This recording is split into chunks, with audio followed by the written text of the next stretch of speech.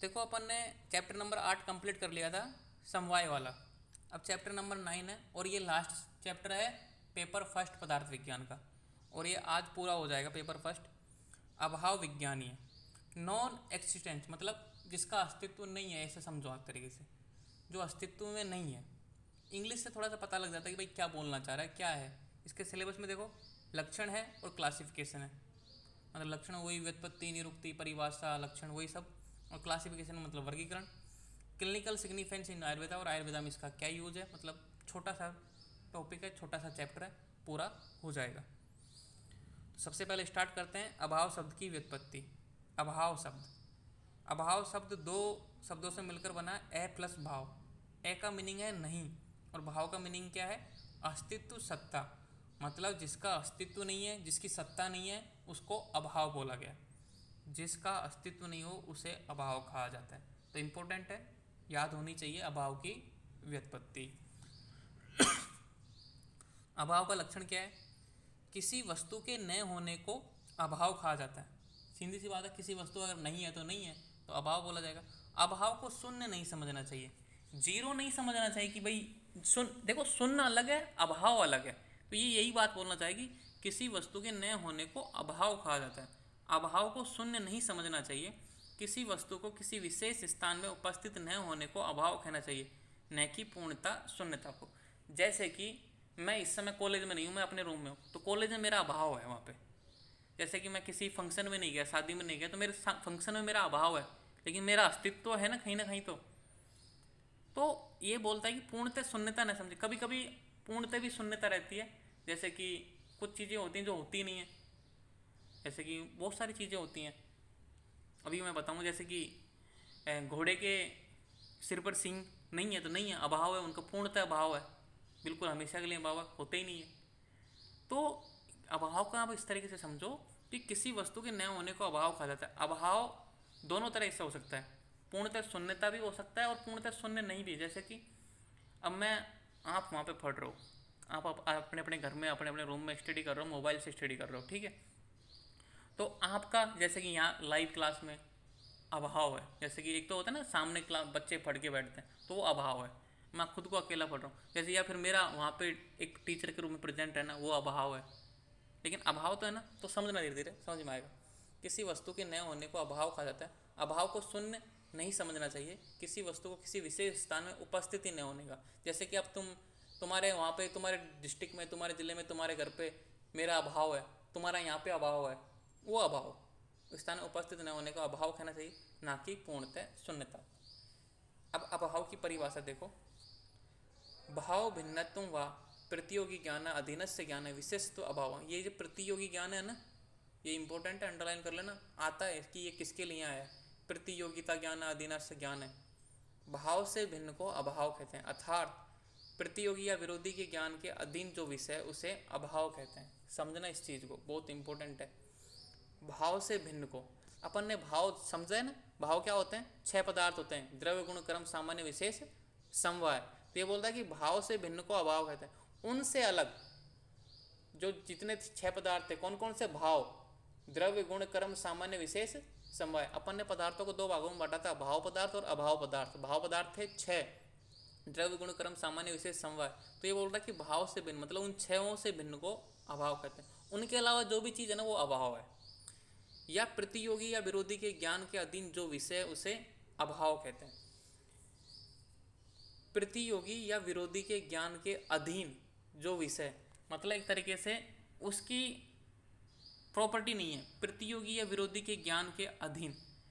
जैसे कि ये भाव पदार्थ है, द्रव्य गुण कर्म सामान्य विशेष समवाय। अब इनके अपोजिट कोई चीज़ है, मतलब उनको सेटिफाइस नहीं कर रही, कोई संतुष्ट नहीं कर रही, ये तो अलग ही चीज़ है। तो जो अलग चीज़ है ना, वो है, मतलब जो एक्सटेंड नहीं करती, सत्ता में नहीं है, वो है क्या बोलते हैं, उसको बोला है अभाव। देखिए यहाँ पे अगली लाइन में देखो, अर्थात किसी वस्तु का न होना या उसकी अनुपस्थिति अभाव कहलाती है। या तो है ही नहीं, मतलब उसे एग्जिस्ट ही नहीं करती, कि है ही नहीं, पृथ्वी पे नहीं है, या फिर उसकी अनुपस्थिति, जैसे कि अपनी क्लास में अनुपस्थिति रहती है, ठीक है, अपने घर पे, जैसे कि मैं यहाँ पे हॉस्टल में हूँ तो मेरे घर पे मेरी अनुपस्थिति है, तो वो भी तो अभाव है, मेरे घर पे मेरा खुद का अभाव है इस समय। तो दोनों तरीके से किसी वस्तु का न होना, या तो है ही नहीं, पृथ्वी पे है ही नहीं, मतलब उत्पन्न ही नहीं हुआ किसी भी तरीके से, या फिर प्रेजेंट टाइम में नहीं है, बाद में होगा, तो उसकी अनुपस्थिति अभाव कहलाती। तो व्युत्पत्ति लक्षण परिभाषा इंपॉर्टेंट है इसकी। अभाव का सात्विक पदार्थ के रूप में आयुर्वेद ने स्वीकार नहीं किया है। जैसे कि एक दर्शन है वेदांत दर्शन, शायद उसने इसको सात्विक पदार्थ के रूप में माना है अभाव को, लेकिन आयुर्वेद ने इसको सात्विक पदार्थ के रूप में नहीं माना। अपन ने 6 पदार्थ पढ़े ना, द्रव्य गुण क्रम सामान्य विशेष समवाय, तो क्वेश्चन आ जाता कि आयुर्वेद ने सातवां पदार्थ किसे नहीं माना है, मतलब ऐसे क्वेश्चन आ जाता है कि आयुर्वेद ने अभाव को माना है, सातवां पदार्थ नहीं माना है, यस नो, ऐसे तो इसको नहीं माना है कि भाई आयुर्वेद ने अभाव को नहीं माना। आयुर्वेद ने 2 पदार्थ माने, सत्य और असत्य। सत्य में आ जाते हैं जितने भाव पदार्थ हैं वो सारे, और असत्य में जिसका नहीं है, तो असत्य में इसको इंक्लूड किया है अभाव को, असत्य में ये जिसकी सत्ता नहीं है। आपने फर्स्ट चैप्टर जो दर्शन किया था उसमें मैंने समझाया था कि भाई जो चरक थे आचार्य, उन्होंने 2 पदार्थ बताए थे, सत्य और असत्य। सत्य में अपन ने जितने भाव पदार्थ थे वो इंक्लूड कर लिए थे, और असत्य में इस अभाव को डाल दिया था। ठीक है। अभाव के भेद, टाइप्स ऑफ अभाव, 2 भेद हैं इसके, संसर्ग अभाव और अन्यन्य अभाव। ठीक है, संसर्ग अभाव और अन्यन्य अभाव।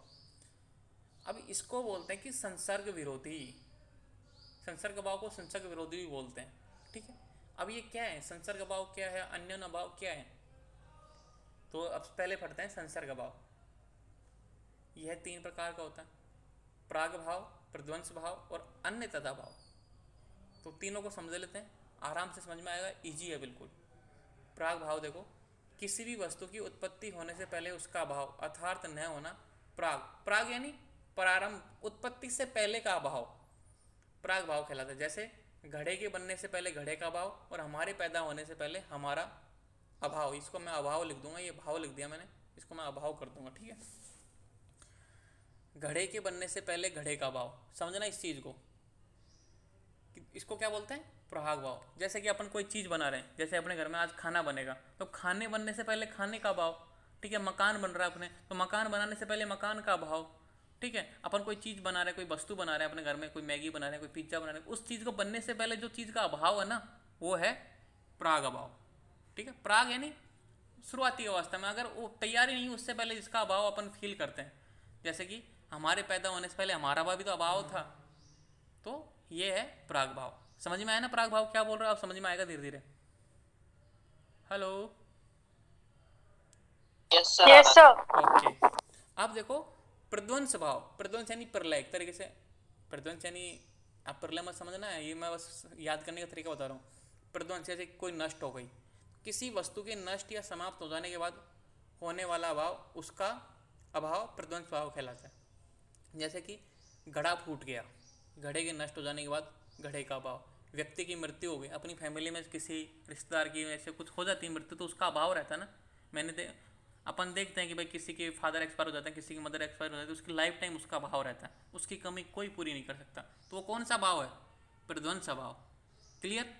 तो जिस चीज़ को नष्ट हो जाना, पहले थी अस्तित्व में थी लेकिन वो नष्ट हो गई किसी भी वजह से, बीमारी की वजह से, मृत्यु की वजह से, अपने कोई कुछ गलतियाँ की, कुछ किसी भी कारणवश से वो नष्ट हो गई, तो जो उसका जो अभाव रहता है ना उस वस्तु का, वो होता है प्रध्वंस भाव। अब है अत्यंत अभाव, तीसरा तरह का। अपने बताया नहीं 3 तरह के होते हैं।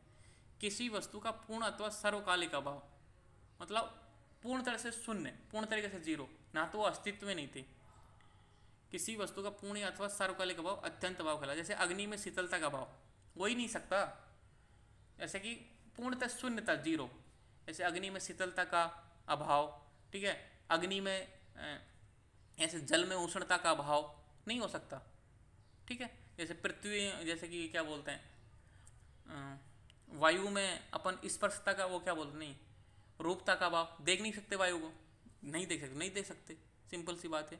तो जो है ही नहीं, एग्जिस्ट ही नहीं करती, बिल्कुल है ही नहीं, नष्ट मतलब खत्म, पृथ्वी पे उसका अस्तित्व ही नहीं है, वो चीज़ आती है अत्यंत अभाव में। ये तो क्या था, बनने से पहले, ये क्या सब कुछ था नष्ट होने के बाद में, और ये क्या था, एग्जिस्ट ही नहीं करती, मतलब पृथ्वी पर है ही नहीं, वो है अत्यंत अभाव, कि इसकी कभी पूर्ति हो भी नहीं सकती। अब आता है दूसरे टाइप का, अन्योन्य अभाव। दो वस्तुओं की पारस्परिक भिन्नता अथवा उनमें तादात्म्य में संबंध का अभाव अन्योन्य अभाव कहलाता है। जैसे अपन बोलते हैं, एग्जाम्पल से समझो तब समझ में आएगा, कि जो अपन घड़ा बनाते हैं, लकड़ी के पट्टे से बनाते हैं ना, वो कुम्हार पीटता रहता है, तो घट पट नहीं। अपन बोलते हैं कि भाई घड़ा तो घड़ा है, ये लकड़ी क्यों नहीं है। अपन बोलते हैं कि लकड़ी में मिट्टी क्यों नहीं है, ऐसे मतलब वो कर रहे हैं। गाय घोड़ा नहीं है, अब गाय गाय है, घोड़ा घोड़ा है, अपन ऐसे थोड़ी बोल सकते गाय घोड़ा नहीं है। तो जो अपनी इस चीज़ का अभाव कर रहे हैं ना, अपन फील कर रहे हैं कि यार ये देखो ये गाय है, इसको घोड़ा होना चाहिए था। तो जो इस चीज़ का अभाव फील कर रहे हैं वो है अन्योन्य अभाव। कुर्सी टेबल नहीं है, ये तो एक कुर्सी है, ये टेबल है, तो ये क्यों नहीं है कुर्सी, क्योंकि इसकी साइज अलग है, इसकी बनावट अलग है। तो जो ये अंतर है, ये जिस चीज़ का अभाव है, कुर्सी टेबल नहीं है। जैसे कि अपन बोलते हैं ना कि ये मेरा दोस्त क्यों नहीं है, नहीं है तो नहीं है, वो अलग किसी दूसरे का दोस्त है। तो जो ये चीज़ का अभाव करते हैं ना अपन, जो फील करते हैं वो है अन्योन्य अभाव। ठीक है, तो अपन बोलते हैं ना कि भाई ये मेरा टीचर नहीं है, ये मेरा टीचर होना चाहिए। ठीक है, जो इस चीज़ का अभाव करते हैं, तो मतलब जो यहाँ पे आया तादात्म्य में संबंध का अभाव, मतलब अपन जो फील करते हैं, जो संबंध करते हैं ना भाई, गाय जैसे कि भेड़ बकरी क्यों नहीं है, बकरी भेड़ क्यों नहीं है, जो ऐसा करते हैं ना कि वो है अभाव, अन्योन्य अभाव। मतलब कुछ ज़्यादा ऐसा कि, तो ये कभी कभी पीजी में क्वेश्चन आ जाता है कि गाय घोड़ा नहीं है, किसका उदाहरण है। चारों एग्जाम्पल दे देंगे यहाँ पे, ये प्रदंग भाव, प्राग भाव, अन्यतम भाव और अनन्य भाव। तो आपको लिखना है कि ये अनन्य भाव का उदाहरण है। इस तरीके से ये आपको ये एग्जाम्पल आपको याद होने चाहिए, एग्जाम्पल इंपॉर्टेंट है। ठीक है, तब ये आपको समझ में आ जाएगा। अब देखो अभाव का आयुर्वेद में चिकित्सीय महत्व, क्लिनिकल सिग्निफिकेंस ऑफ अभाव इन आयुर्वेद है, जो अपना लास्ट टॉपिक है फर्स्ट पेपर का। आयुर्वेद में अभाव का स्वतंत्र पदार्थ के रूप में स्वीकार नहीं किया गया। ये बात आप जानते हो, ये अभाव को आयुर्वेद ने नहीं माना, परंतु असत का वर्णन की अवश्य किया। मैंने बताया ना, आचार्य चरक ने सत और असत दो पदार्थ माने, सत में भाव पदार्थ मान लिया और असत में अभाव को इंक्लूड कर लिया, परंतु असत का वर्णन अवश्य किया। शोधन कर्मों के वर्णन में उनके अयोग या अभाव के लक्षणों का वर्णन ग्रंथों में प्राप्त होता है। अपन जब पंचकर्मा कराते हैं, पंचकर्मा जानते हो, बमन विरेचन बस्ती रक्त मोक्षण नस्य, जो अपन ये पंचकर्मा करवाते हैं। ठीक है, अपन अष्टांग हृदय में पढ़ेंगे पंचकर्मा, चैप्टर नंबर 16 से स्टार्ट करेंगे। तो उस शोधन कर्म में क्या होता है कि भाई अभाव लक्षण देखने को मिलता है। कैसे, ये पूर्ण रूप से हुआ कि नहीं हुआ। जैसे अपन बोलते हैं ना कि भाई हुआ तो है लेकिन कम हुआ है, तो जो कमी है उसको अभाव के रूप में इंक्लूड किया, कि इसको अयोग या अभाव के लक्षणों के रूप में जो ग्रंथ हैं, चरक संहिता, सुश्रुत संहिता, उनमें वर्णन मिलता है। व्याधि के लक्षण जैसे अरुचि, अश्रद्धा, अरसकता आदि भी किसी विषय के अभाव के घोतक है। मतलब कहने का मतलब है कि अपन को अरुचि उत्पन्न हुई किसी वजह से, भोजन में खाने की इच्छा नहीं हुई, अपन को रस का ज्ञान नहीं हो रहा, ये सब क्या है, अभाव के लक्षण है। कैसे कि कुछ ना कुछ कमी है अपने शरीर में, कुछ ना कुछ रोग है, उस कमी की वजह से अपन को ये चीज़ हो रही है, तो ये अभाव के घोतक है। अनशन अर्थात आहार का अभाव, अपन अनशन करते हैं, भूख हड़ताल करते हैं ना, तो आहार का अभाव मतलब भोजन नहीं खाते हैं, व्याधि का कारण है। अब भोजन नहीं खाओगे, ठीक है, मतलब आहार का अभाव करोगे तो व्याधि उत्पन्न हो जाएगी। निदान परिवर्तन चिकित्सा का प्रथम चरण है, यहाँ हेतुओं का ही अभाव होता है। निदान परिवर्तन क्या होता है कि जिस वजह से जो व्याधि उत्पन्न हुई है, ठीक है, उसका त्याग करना, मतलब उसका अभाव करना। निदान परिवर्तन चिकित्सा का प्रथम चरण है कि जिस वजह से रोग उत्पन्न हुआ है ना, उसको वहीं पे खत्म कर दो या उसका अभाव कर दो, उसका सेवन मत करो। यहाँ हेतुओं का ही अभाव किया जाता है। यहाँ हेतुओं का मतलब है, अपन बोल रहे हैं हेतु विपरीत या निदान चिकित्सा एक ही बात है। मैंने अष्टांग हृदय में बताई थी हेतु विपरीत चिकित्सा, कि जिन वजह से रोग उत्पन्न हुआ है उसको त्याग करना, मतलब उनका अभाव करना। तो यहाँ पे हेतु विपरीत चिकित्सा या फिर निदान परिवर्तन चिकित्सा एक ही वर्ड है, समानार्थक शब्द है। तो निदान परिवर्तन चिकित्सा का प्रथम चरण है, यह हेतुओं का अभाव ही होता है। कहने का मतलब जिस वजह से रोग उत्पन्न हुआ है ना, उसका अभाव करना या उनका सेवन नहीं करना। अब उनका सेवन नहीं करोगे तो मतलब एक तरीके से अभाव हो गया, अभाव हो गया तो रोग ठीक हो जाएगा, सिंपल सी बात ये है। तो ये हो गए अभाव कंप्लीट।